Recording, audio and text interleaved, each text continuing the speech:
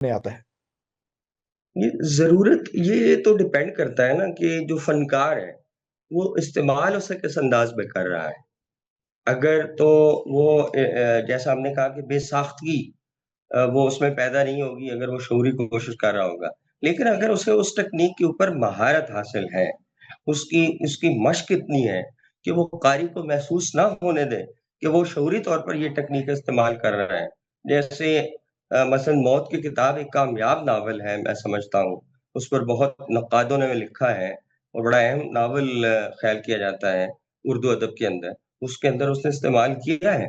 جی ہاں. پھر یوسف زیدان کا ایک ناول میں نے پڑھا تھا، عزا ذیل، جس کا ترجمہ ترجمہ کراچی ہوا سے ہے جی. غالباً آج والوں نے اس کا شائع بھی کیا جی ہوا جی. ہے.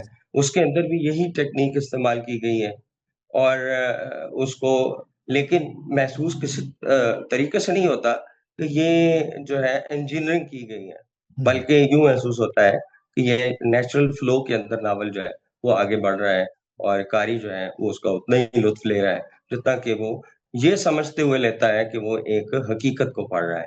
تو یوں میٹا فکشن جو ہے کیونکہ پوسٹ ماڈرن ٹیکنیک ہے تو لہٰذا یہ ریالٹی اور جو کنسٹرکٹڈ ریالٹی ہے اس کے درمیان فرق جو ہے وہ قاری کے سامنے رکھنا چاہتی ہے. تو شاید اس لیے بھی یہ ٹیکنیک جو ہے یہ ماڈرن یا پوسٹ ماڈرن لٹریچر کے اندر استعمال ہو رہی ہے اور انٹرنیشنل لیول پہ تو کر رہے ہیں. لیکن اب ہمارے ہاں بھی یہ نظر آئی، جس کی آپ کو میں نے 3 4 5 مثالیں تو سامنے کی دے دی ہیں. اگر ہم اس کے اوپر مزید باریک نظر رکھیں تو ہو سکتا ہے اور کئی ناول ہم دریافت کرنے میں کامیاب ہو جائیں جو اردو میں لکھے گئے ہوں اور اس کے اندر یہ ٹیکنیک آئی ہو.